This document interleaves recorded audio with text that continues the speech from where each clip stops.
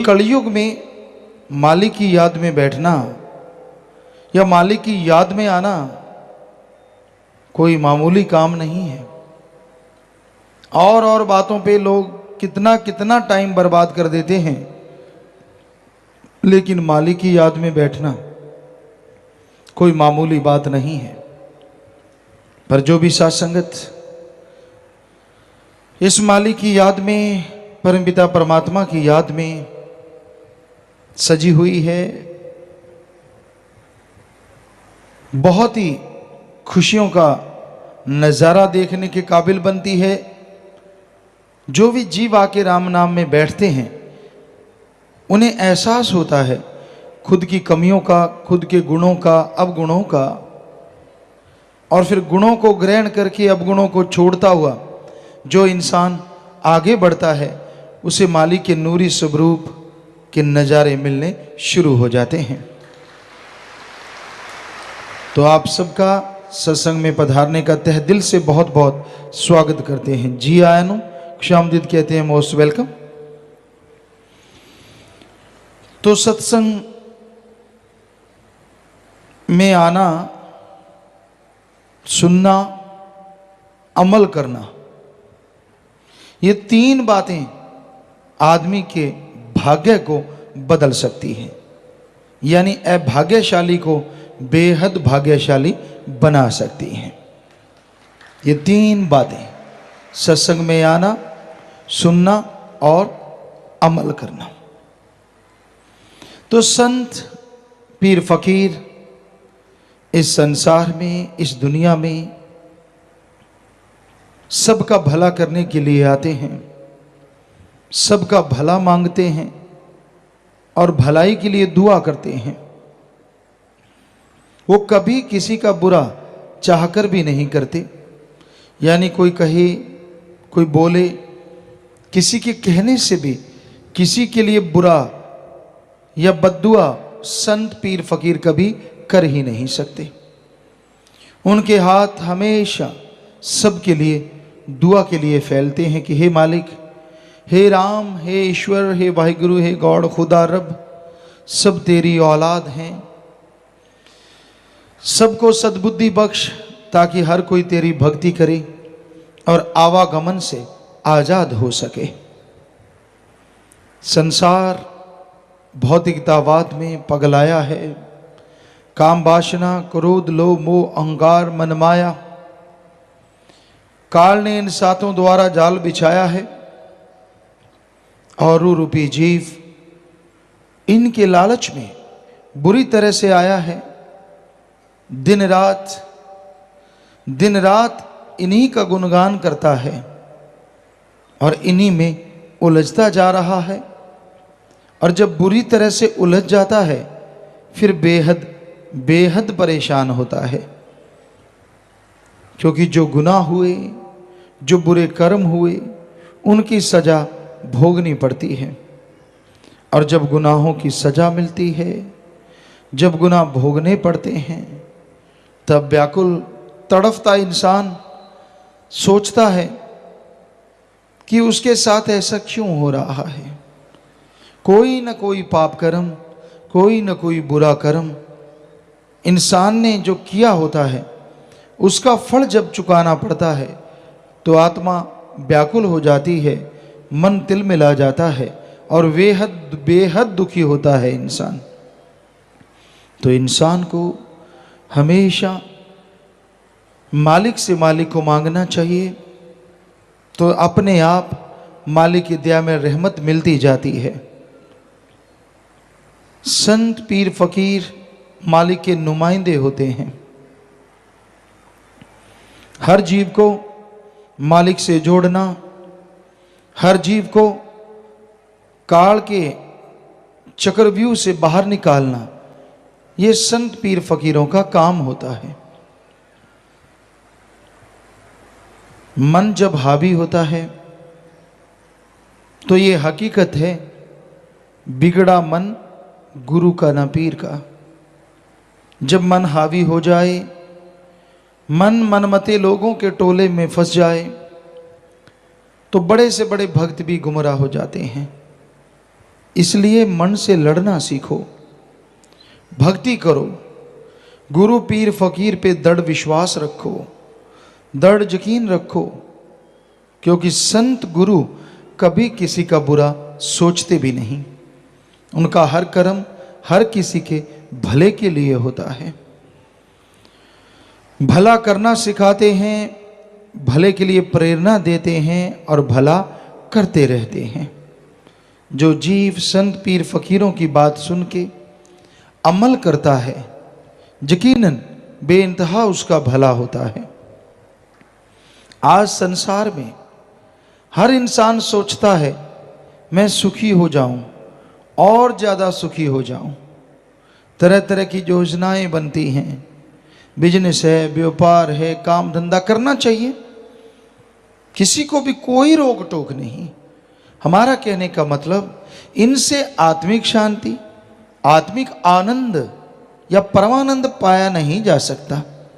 ठीक है, शरीर के लिए, परिवार के लिए आप कमाएंगे, वो भी मेहनत से, हक हलाल से, तो बेहद खुशियां रहेंगी। और कहीं आप बुरे कर्मों से, पाप गुनाहों से कमाते हैं, तो वो दौलत आपके लिए एक तरह का चक्रव्यूह बन जाएगी, जिसे आप छोड़ तो नहीं पाएंगे, पर दुखी दुखी दुखी होते रहेंगे। जब आदमी गुरु संत पीर फकीर की सुनता नहीं, मन मते और लोग और मन के कहने चलता रहता है, तो दुखी होता है। संतों को कभी किसी से कोई दुश्मनी नहीं होती। क्यों होगी दुश्मनी? किस लिए होगी? वो तो सबका भला करते हैं। उनका आसन ही ऐसा होता है कि चाहे कोई उन्हें गालियां दे, बुरा कहे, गलत बोले, फिर भी उसके लिए दुआ करते हैं। कोई भी बात कहते हैं जीव को समझाने के लिए, मालिक से किए गए कौल इकरार याद करवाने के लिए, और उनका कोई मकसद किसी को डराना, बहकाना या गलत रास्ते पे ले जाना नहीं होता। तो इसलिए भाई, संतों के वचन सुन के उन पे अमल जरूर करना चाहिए। आप संतों के वचन सुनो। और संत क्या कहते हैं? नशा ना करो। कोई भी नशा आपको बर्बाद कर देगा। कोई भी देवी देवता किसी भी नशे का भोग नहीं लगाता। यहां तक हमने पढ़ा है, महादेव जी ने भयानक नशा जो जहर था उसको अपने कंठ में धारण तो जरूर किया, लेकिन पीने का आह्वान किसी को नहीं किया। सो कोई भी देवी देवता किसी का घर बर्बाद नहीं कर सकता। इसलिए नशों को वर्जित माना गया। जब समुद्र मंथन हुआ, वेदों शास्त्रों में आता है, विष्णु पुराण में आता है कि जब, और भी कई जगह लिखा मिला, समुद्र मंथन हुआ, एक तरफ राक्षस थे, राक्षस प्रवृत्ति राक्षस, दूसरी तरफ देवता, किन्नर, गंधर्व आदमी। तो इन्होंने समुद्र को मथा। ये हकीकत भी हो सकती है, मालिक के खेल हैं, वो क्या बना दे, क्या करवा दे, कुछ कहा नहीं जा सकता। तो उसमें बहुत सारी वस्तुएं निकली, बहुत सारा सामान निकला, जो पूरी सृष्टि की बनावट के लिए का बाद में काम आया। तो उसमें जब नशा निकला होगा, तो वो भी किसी को दर्द है, दवा के रूप में कुछ अलग तरह की दवाई बनाई जा सके, शायद इसलिए पैदा हुआ। लेकिन उसको पिया नहीं, न देवताओं ने, न गंधर्व, न किन्नर, न किसी ने नहीं, उसे पिया राक्षसों ने। तो इसलिए हिंदू धर्म में आया, नशे जितने भी हैं ये राक्षसी पीना है। इस्लाम धर्म में आता है, नशे शैतान का घर है। सिख धर्म में आता है, नशे गंदगी हैं, गंदगी। सुबह का शाम, शाम का सुबह उतर जाता है। पोस्त भंग अफीम मद नशा उतर जाए पर बात, नाम खुमारी नानका चढ़ी रहे दिन रात। कि जितने भी नशे हैं, शाम के सुबह और सुबह के शाम उतर जाते हैं। नशा करना चाहते हो, ओम हरि अल्लाह वाहिगुरु राम के नाम का करो। एक बार चढ़ गया तो दोनों जहान में नहीं उतरेगा। फिर संतों ने कहा कि आप मांस अंडा ना खाएं, आप शाकाहारी हैं, शाकाहारी भोजन लें, क्योंकि शाकाहार इंसान की बनावट भी है। हमारे धर्म शास्त्रों में तो साफ लिखा है शाकाहारी भोजन ही इंसान के लिए अति उत्तम है। यहां तक विज्ञान की बात करें तो अपने बहुत सारी बातें शाकाहारी जीवों से मिलती हैं, मतलब ज़्यादातर क्या, बहुत ज़्यादा। हाथ के नाखून हैं, हाथ है, दांत हैं, जबड़ा है, क्योंकि मांसाहारियों के दोनों जबड़े लगभग हिलते हैं और शाकाहारी का एक जबड़ा हिलता है। तो दांत हैं, जबड़ा है, आंतड़ियां हैं। मांसाहारी की जो आंत होती है वो मालिक ने बनाई छोटी होती है। डाइजेस्ट सिस्टम इस तरह का होता है कि जल्दी हजम हो और जल्दी चला जाए, लेकिन आदमी की आंत तो बहुत लंबी है और इसमें भोजन अगर वैसे ही तड़के खाया जाए तो उसको पचने में ही 12 से 18 घंटे लगते हैं पूरी तरह से। और अगर मांस को तड़के और उस तरह से कोई खाता है, जो साइंटिस्ट कहते हैं कि टोटली डाइजेस्ट होने के लिए उसे 30 से 48 घंटे लग सकते हैं। तो हमारा शरीर, आंतड़ियां, पाचन क्रिया सब शाकाहारी जीवों जैसी, यानी पूरी शारीरिक बनावट। पहले आपने पढ़ा होगा, हमने भी पढ़ा कि आदि मानव, इंसान के जो पूर्वज थे वो मांसाहारी थे। हम कभी नहीं मानते थे इस बात को। बहुत बार बच्चों में बहस होती, क्योंकि सतगुरु ने, दाता ने 4-5 साल के थे हम तभी नवाज दिया था, अपने नाम से, अपने प्यार से, अपनी मोहब्बत से रंगा था। तो हम अड़ जाते कि ये संभव नहीं है। कई विज्ञान की किताबें लेके आते, कई लोग कहते नहीं देखो ये सही है, आदमी के जो पूर्वज थे वो मांसाहारी थे। हमने कहा नहीं, ये सही नहीं है, विज्ञान गलत। और यकीन मानिए सतगुरु इतना कॉन्फिडेंस देते कि वो ही होता, और वाकई वो ही हुआ। अब साइंस, विज्ञान ने पिछले कुछ महीने या साल हुआ होगा, ये साबित कर दिया है कि हमारे पूर्वज या आदि मानव जो थे वो भी शाकाहारी थे, वो भी कच्चा या पका के भोजन खाया करते थे। तो हमने बहुत पहले ये बात कही थी कि ये हो नहीं सकता, ये गलत है, ये विज्ञान की थ्योरी गलत है। कि आदमी की शरीर की बनावट ही ऐसी नहीं, चाहे नाखून कैसे भी हैं, कैसे मुड़ जाते थे, लेकिन किसी पशु की चमड़ी को फाड़ना कोई आसान काम नहीं। या हाथों से शिकार करना होता तो आदमी पत्थर के हथियार, लकड़ी के हथियार क्यों बनाता? असल में वो पशुओं को मारने के लिए नहीं, आत्मरक्षा के लिए वो हथियार बने थे, जिसे विज्ञान ने कहा शिकार के लिए बने। जी नहीं, हम इसे भी गलत साबित करते हैं। वो शिकार के लिए हथियार नहीं बने थे, जो पत्थर के बने या लकड़ी के पहले बने, बाद में लोहे के बने, वो आत्मरक्षा के लिए। क्योंकि मांसाहारी शेर, चीता वो आदमी को भी खाना चाहते थे, उनका तो भोजन है। तो आदमी लड़े, कोशिश की अपने नाखूनों से, अपनी पावर से, तो उनको जीत नहीं पाए। फिर उन्होंने अपने दिमाग का इस्तेमाल किया और उस दिमाग से उन्होंने ऐसे ऐसे हथियार बनाए जो उन पशुओं को पछाड़ने लगे। और आदमी गुस्सा इतना आया कि वो पछाड़ता ही नहीं था, उनको खाने भी लगा। पर जैसे जैसे गुरु आते गए, गुरुओं के संपर्क में वो आते गए, क्योंकि मालिक के प्यारे तो आते ही रहे, तो उन्होंने उनको समझाया कि ये गलत है, ये तो पशुओं का खाना है, हम अलग हैं, पशु अलग है। तो कुछ लोग, क्योंकि शुरू में तो अन्न ही खाते थे, पका के खाते थे, कच्चा खाते थे, ज़्यादातर कच्चा खाते थे। तो फिर जब उनको गुस्सा आता कि पशुओं ने हमारे ऐसे मार दिया ऐसे, तो पशुओं को वो खाने लगे थे। और फिर गुरुओं ने, संतों ने आके समझाया, गुरु आते रहे, संत आते रहे, तो फिर लोगों ने धीरे धीरे चीज छोड़ दी। और आज तो करोड़ों में है, जो शाकाहारी हैं, जो वाकई मालिक की उस कुदरत की बनावट को बिल्कुल सार्थक कर रहे हैं और मान रहे हैं। तो मांस अंडा नहीं खाना चाहिए। मांस में कोई ज़्यादा ताकत नहीं होती। अंडे में 13 से 15% प्रोटीन है और चिकन में हमारे ख्याल से 20 से 23.5% प्रोटीन होगा।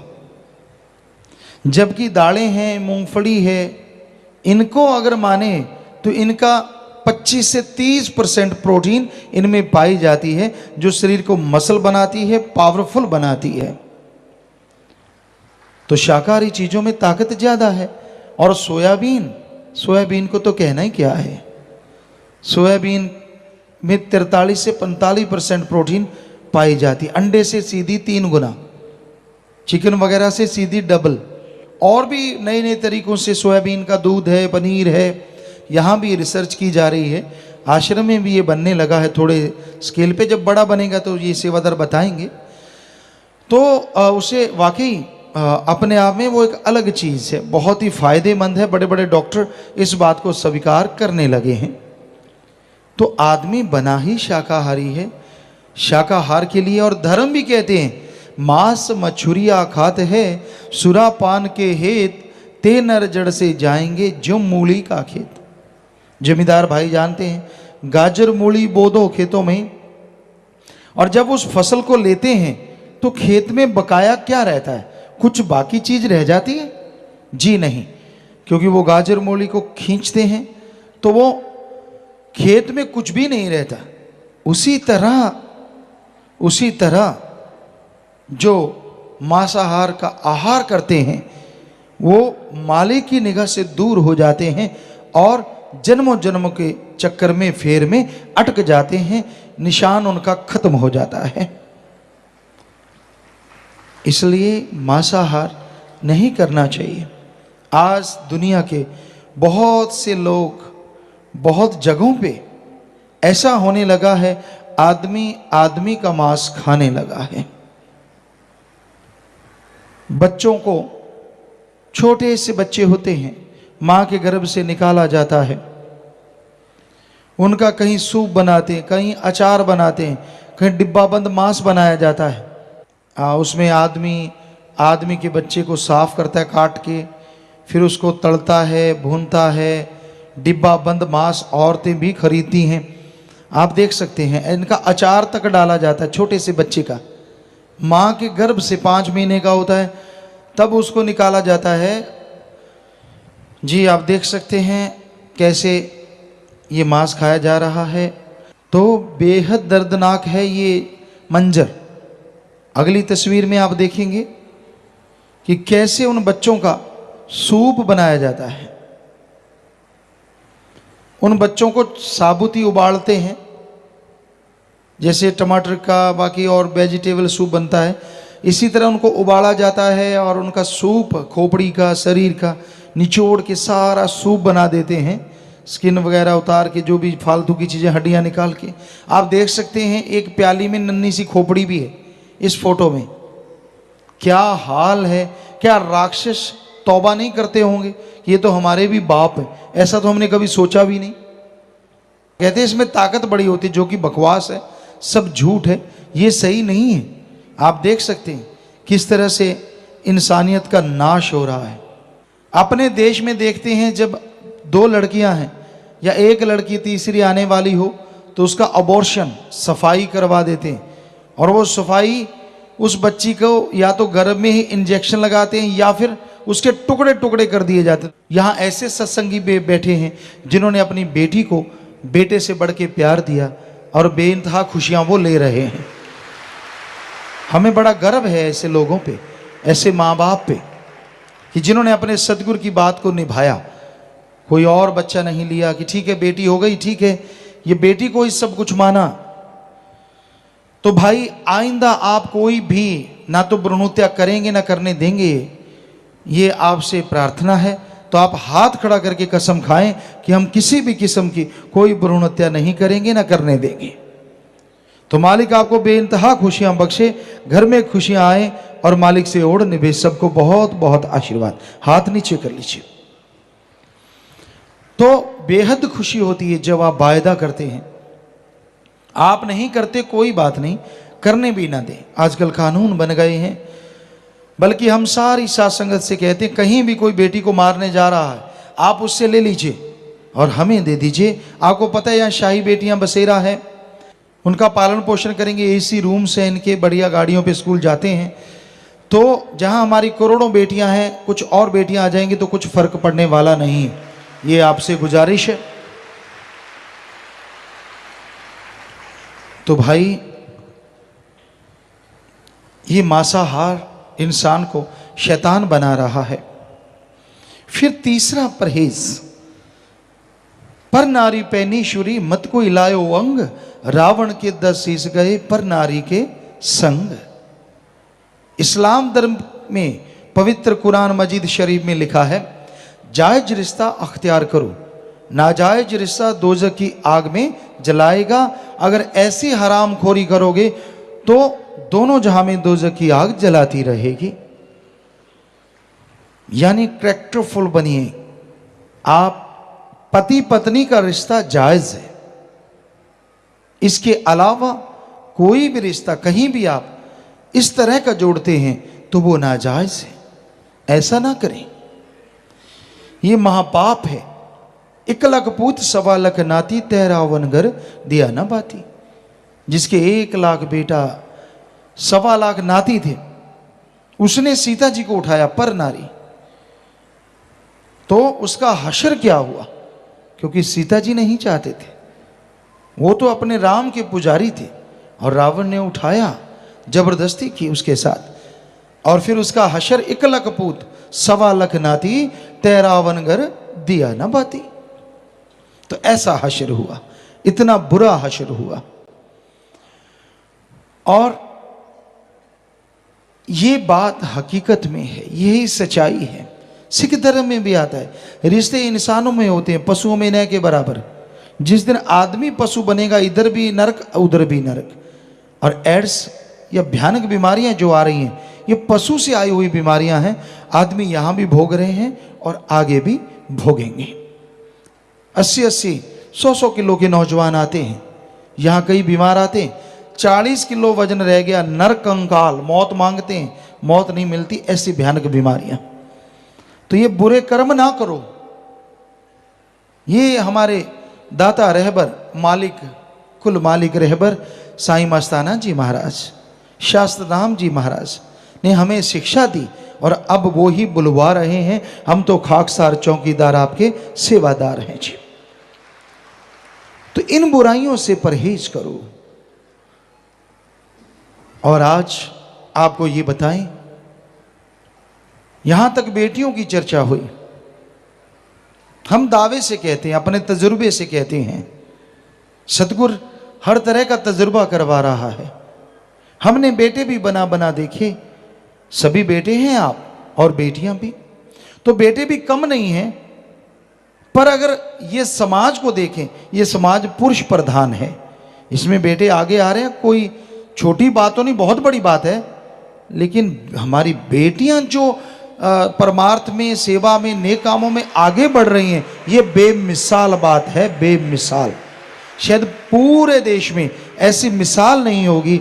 यहाँ ये बेटियां, ये हमारी बच्चियां नेकी में, मानवता भलाई में, भले कामों में डट के आगे बढ़ रही हैं, डट के आगे बढ़ रही हैं।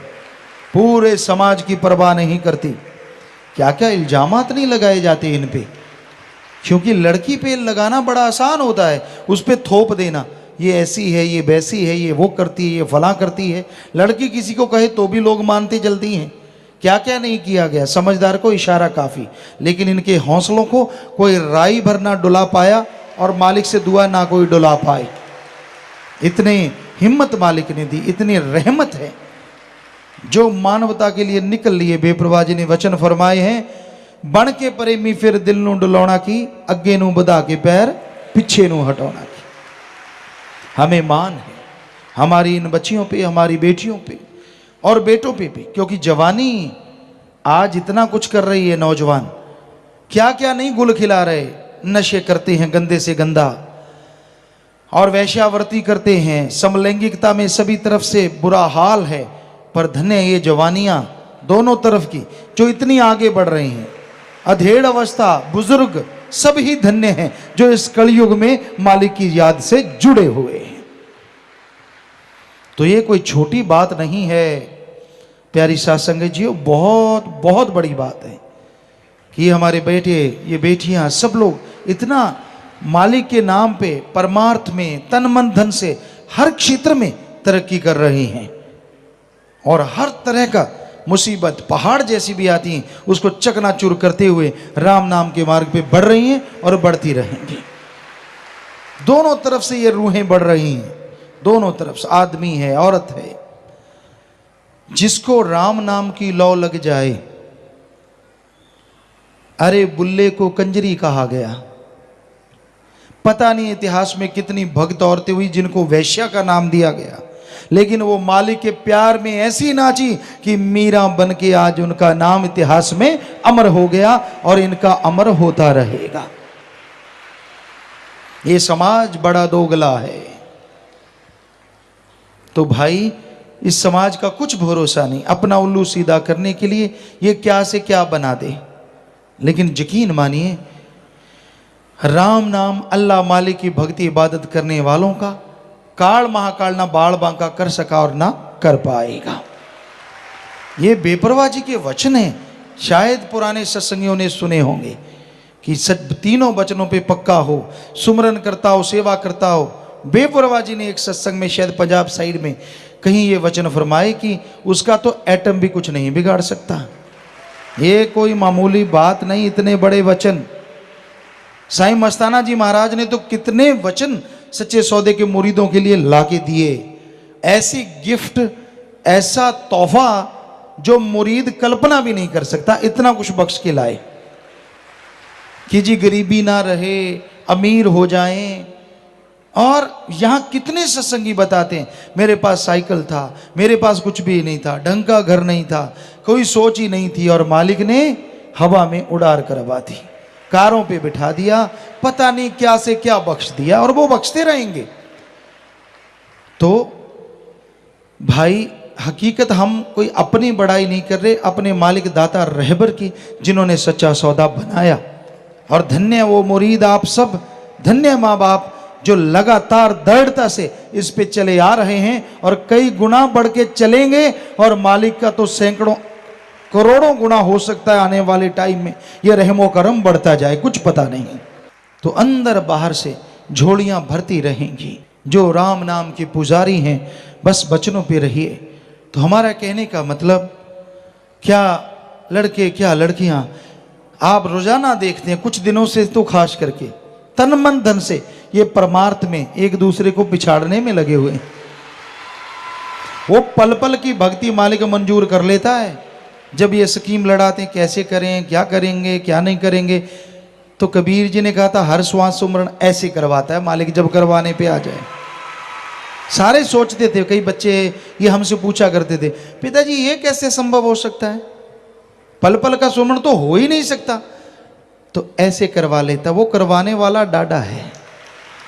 इनकी स्कीम चलती है, ये करेंगे आपा बैठ के, वो करेंगे, इस तरह से करेंगे, फिर उधर वाले ये ना कर जाएं और इधर वाले सोचते हैं उधर वाले ना कर जाएं। सबका कुछ ना कुछ चोंच में चलता ही रहता है। और ये चले तो ये जगह, जो बेपरवाह ने बोला सचखंड का नमूना, वाकई आपको सचखंड के नज़ारे भी मिलने शुरू हो जाएं। तो ये आपकी भावना है। तो घोर कलयुग में आप जो परमार्थ में, नेकी में, भलाई में आगे बढ़ रहे हैं, ये बेमिसाल है। और हम सबके लिए मालिक से दुआ करते हैं, मालिक सबको सद्बुद्धि बख्शे, हर कोई नेकी भलाई में आगे बढ़े, कोई भी बुराई में ना फंसे, कोई बुरे और बुराई के जाल में ना उलझे। हर कोई मालिक का गुणगान गाए, चाहे कितना भी कोई दूर बैठा हो, मालिक वहां भी झोलियां माला माल कर देता है। और जो सत्संग में लगातार चल के आते हैं, रूहानी मजलिसों में आते रहते हैं, कहना ही क्या है, बस जब बैठो भावना शुद्ध रखो, मालिक से लिप जोड़ के रखो, यहाँ किसी भी तरह की अलग तरह की हरकत ना करो, ध्यान मालिक से जोड़ो, तो वो पता नहीं क्या कुछ आपका पल पल का मालिक मंजूर करेगा। ये मालिक कहने सुनने से परे रहमत कर रहा है। आज के दौर में इंसान भौतिकतावाद में बुरी तरह से उलझा हुआ है। ओम हरि अल्लाह वाहिगुरु गॉड खुदा रब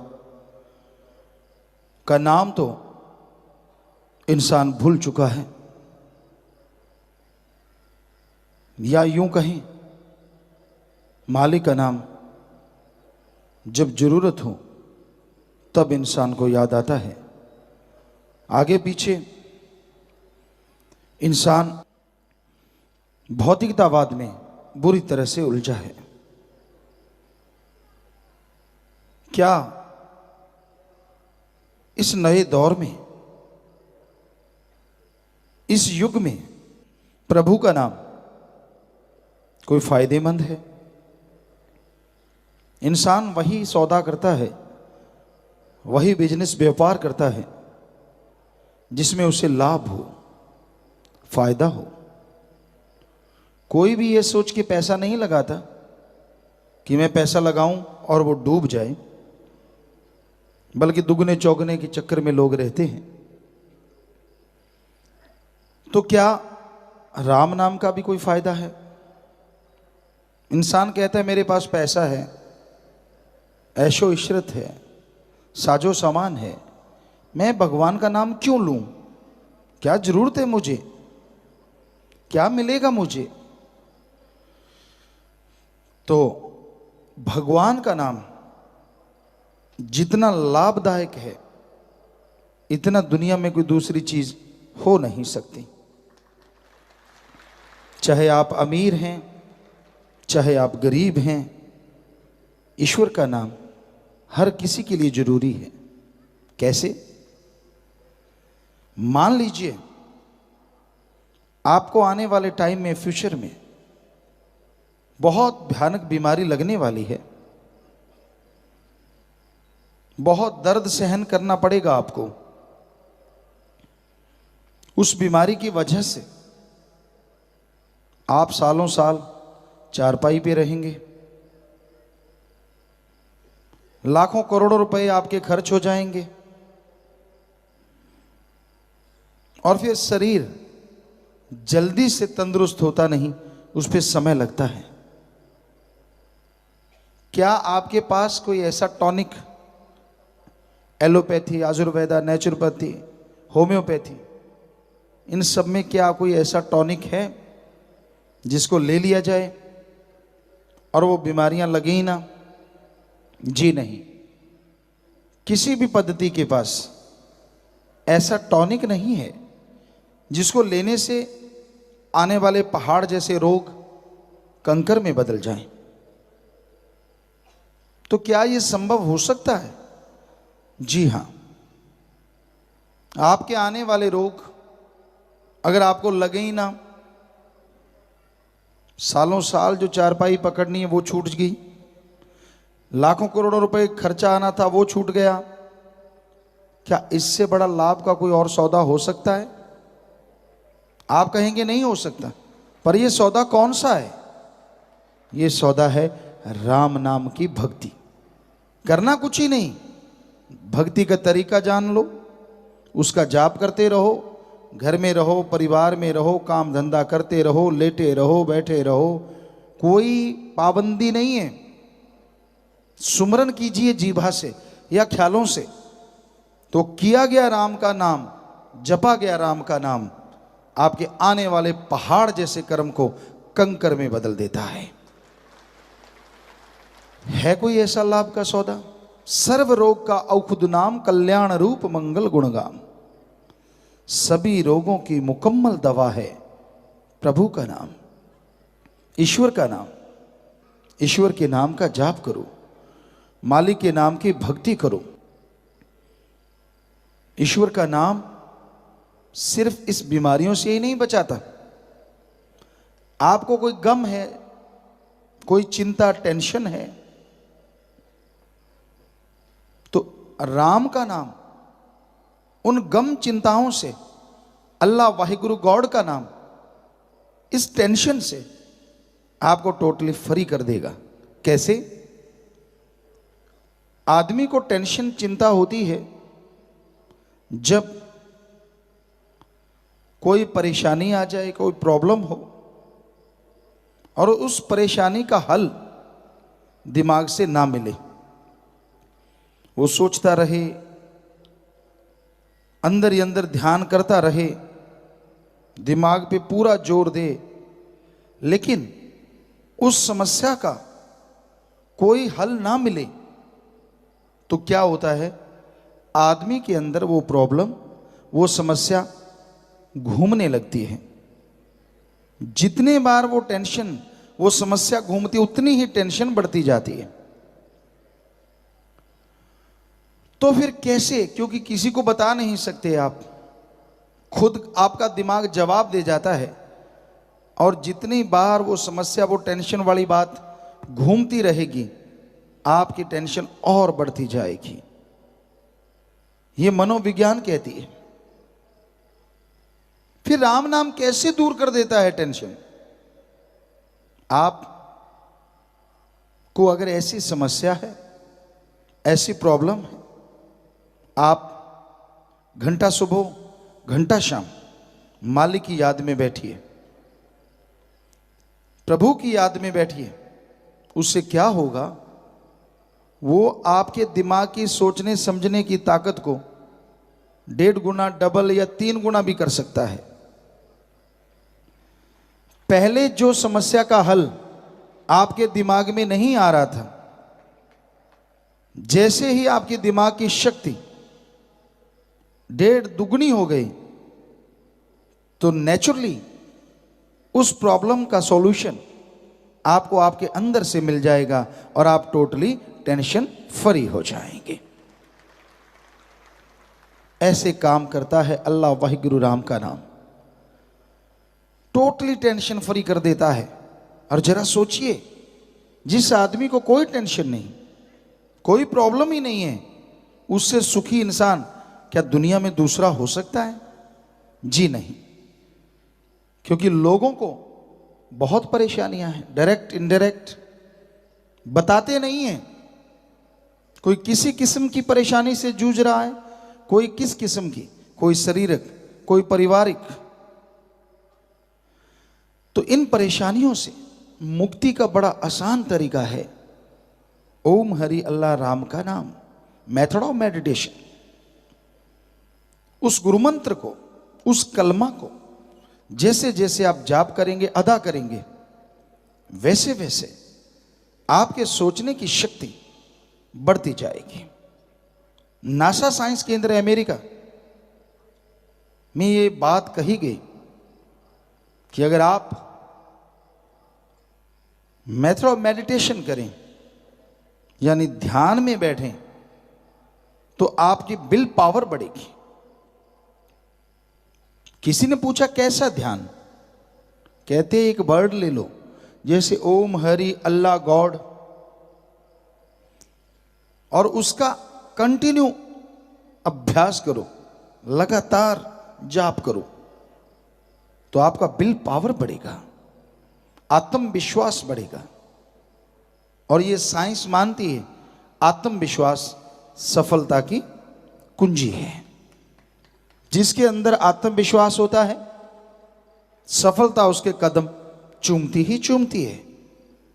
और हमारे वेदा काल में, सभी धर्मों में ये लिखा हुआ है कि अगर जल्दी आप गम, दुख, दर्द, चिंता, बीमारियों से मुक्ति चाहते हो और प्रभु अल्लाह वाहिगुरु गॉड खुदा की दया में रहमत को जल्दी हासिल करना चाहते हो, तो सुबह सवेरे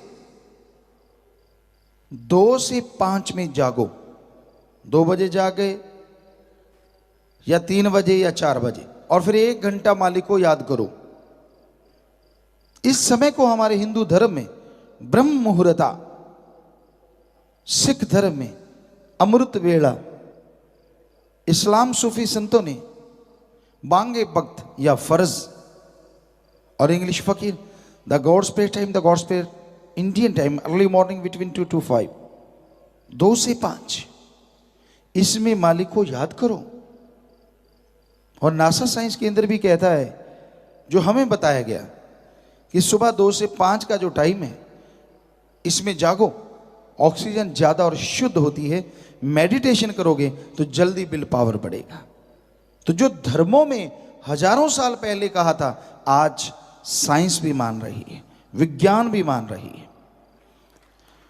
तो ऐसा करने से आपका आत्मबल जल्दी बढ़ेगा और आप मालिक की कृपा दृष्टि के काबिल, दया में रहमत के काबिल बनते चले जाएंगे।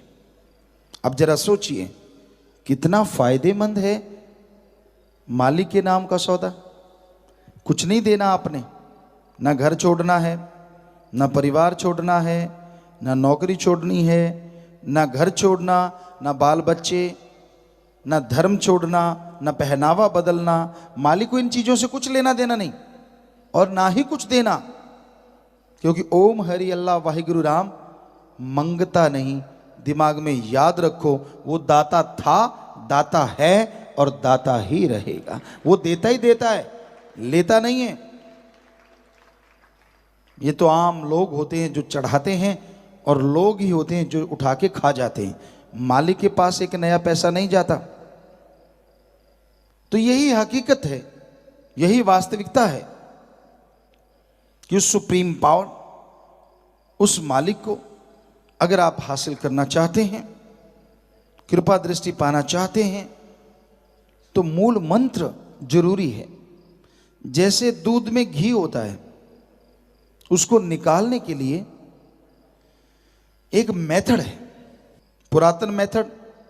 सारा दिन दूध गर्म करते हैं, शाम को जाग लगा देते हैं, दूध जम जाता है, उसको बिलोते हैं, मक्खन आता है, उसे गर्म करते हैं, छाछ अलग और घी अलग हो जाता है। धरती में से पानी निकालते हैं, बोरिंग कीजिए, पाइप डालिए और यहां पानी है जरूर आएगा। सरसों तिलों के दानों में तेल है, कोहलू होते हैं, उनमें उनको पिसवा दीजिए, पिड़वा दीजिए, तो उसमें से तेल अलग हो जाता है और उसका फालतू का सामान अलग चला जाता है। इसी तरह एक मेथड है जिसके द्वारा आप उस सुप्रीम पावर ओम हरि अल्लाह गॉड खुदा रब को देख सकते हैं, उसकी शक्ति को हासिल कर सकते हैं। और उस मेथड को ही हमारे हिंदू धर्म में गुरु मंत्रा, नाम दीक्षा, इस्लाम धर्म में कलमा, सिख धर्म में नाम शब्द और इंग्लिश फकीर द गॉड्स वर्ड या मेथड ऑफ मेडिटेशन कहते हैं। आपको वो लेना है। लेने से मतलब आपको याद करना है वो मेथड, जुबान पे चढ़ा लेना है, बस फिर चलते, बैठ के, लेट के, काम धंधा करते हुए जीभा से, ख्यालों से आप गुनगुनाइए, गाते रहिए, बोलते रहिए। जैसा भी आप उसको गा लेंगे वो मालिक की दरगाह में मंजूर कबूल होगा और बदले में आपको खुशियां जरूर देगा। इंसान को कितना बढ़िया अवसर दिया है प्रभु ने, अल्लाह वाहिगुरु गॉड ने, कि वो उसका नाम ले सकता है। जबकि 84 लाख जोनियों में जितनी भी वनस्पति, पेड़ पौधे, घास फूस, कीड़े मकोड़े, पक्षी, जानवर, किन्नर गंधर्व देव, कोई भी प्रभु का नाम लेके मोक्ष मुक्ति हासिल नहीं कर सकता। कितना बढ़िया मौका है कि इंसान मालिक का नाम लेके जीते जी मुक्ति और मरणोपरांत मोक्ष हासिल कर सकता है। यही है सच्चा मोक्ष। अगर जीते जी मोक्ष नहीं मिला तो मरने के बाद वाले मोक्ष को किसी ने क्या करना है। जीते जी मोक्ष गम, दुख, दर्द, चिंता, परेशानी, टेंशन से मुक्ति और मरने के बाद आवागमन से मुक्ति। ये संभव है अगर आप मालिक का नाम जपते हैं। अहंकार छोड़ दीजिए, खुद ही छोड़ दीजिए। सब कुछ वो देने वाला है। दीनता नम्रता धारण करे रखिए। चाखा चाहे प्रेम रस, राखा चाहे मान, एक म्यान में दो खड़ग, देखा सुना न कान।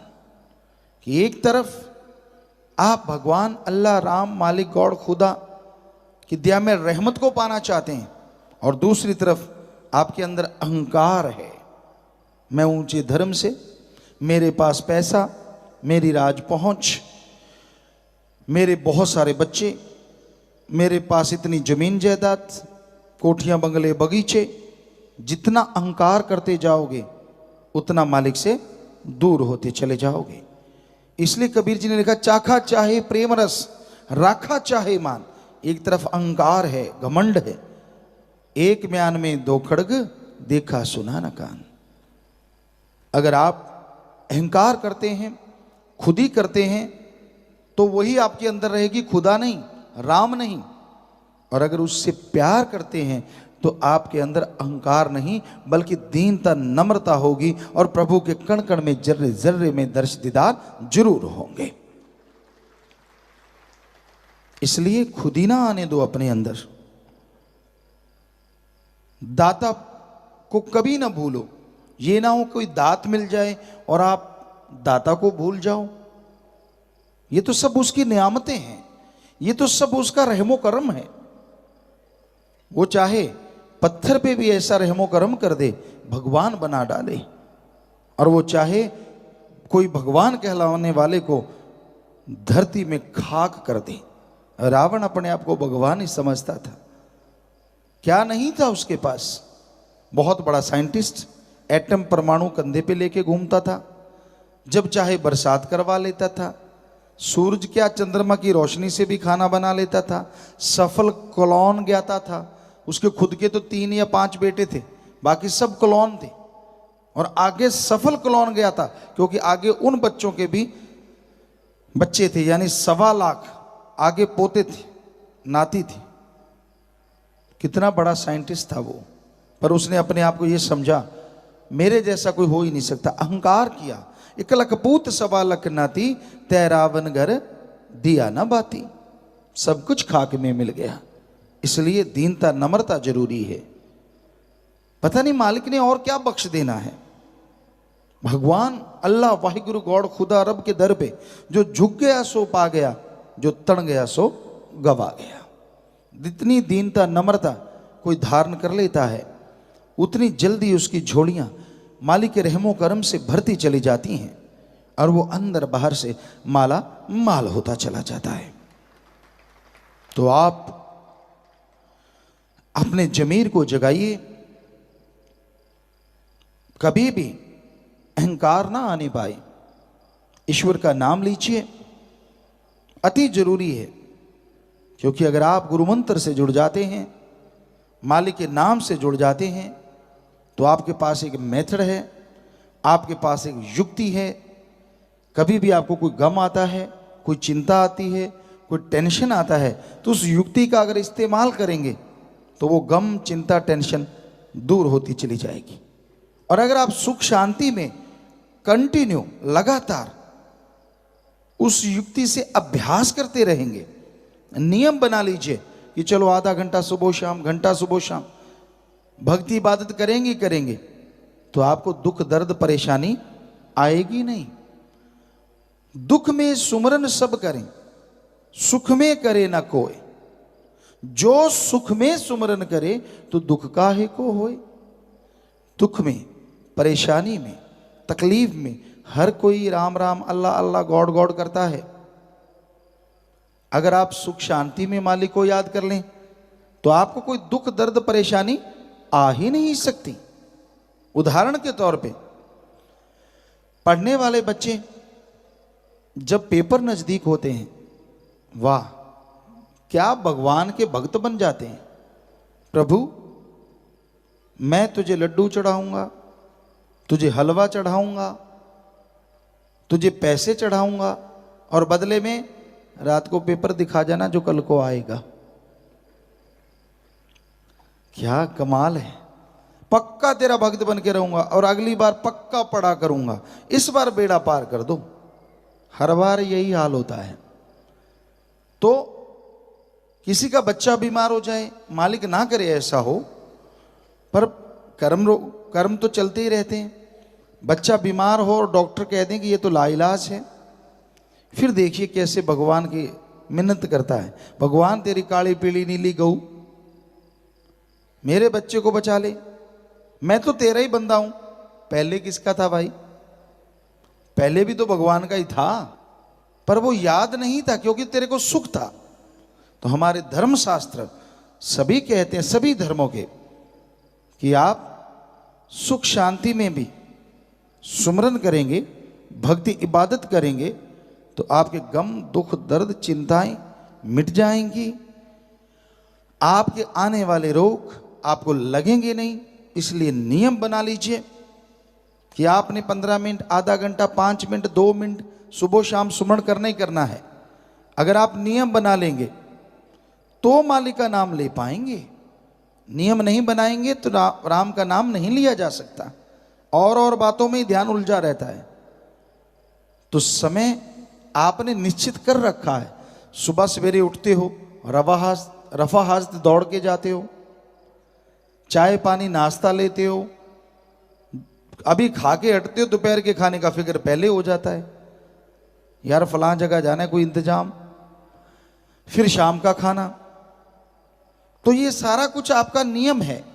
दफ्तर जाते हो, काम धंधा करते हो, हर कार्य के लिए आपके पास नियम है, आपके पास समय है, पर इस समय में प्रभु के नाम का, अल्लाह मालिक की भक्ति का कोई समय निश्चित ही नहीं है कि आप किस टाइम पे मालिक का नाम लिया करेंगे। टाइम निश्चित करना अति जरूरी है। तो वो समय निश्चित कर लीजिए कि इस समय मैंने मालिक को याद करना ही करना है, तो आप मालिक का भक्ति कर सकेंगे, और तो जाके आपके आने वाले भयानक कर्म पहाड़ से कंकर बनेंगे और मालिक की दया में रहमत के काबिल आप बनते चले जाएंगे। देखिए, एक नया पैसा नहीं आपने लगाना, धर्म नहीं बदलना, कपड़े अलग तरह के नहीं पहनने, एक नया पैसा नहीं आपने देना, घर परिवार नहीं छोड़ना, किसी भी तरह के किसी चक्कर में नहीं उलझना। बस एक मेथड लेना है, गुरु मंत्र तरीका लेना है और फिर उसका अभ्यास करते रहना है। जब भी आपका दिल करे, कोई पाबंदी नहीं, 24 घंटे में जब भी दिल करे, अगर निश्चित कर लो तो फिर तो कहना ही क्या है, फिर तो रहमत जल्दी बरसेगी। अदरवाइज जब भी जाप करोगे 2 मिनट 4 मिनट, वो जाप किया गया व्यर्थ नहीं जाएगा, उसका फल आपको लाजमी मिलेगा ही मिलेगा।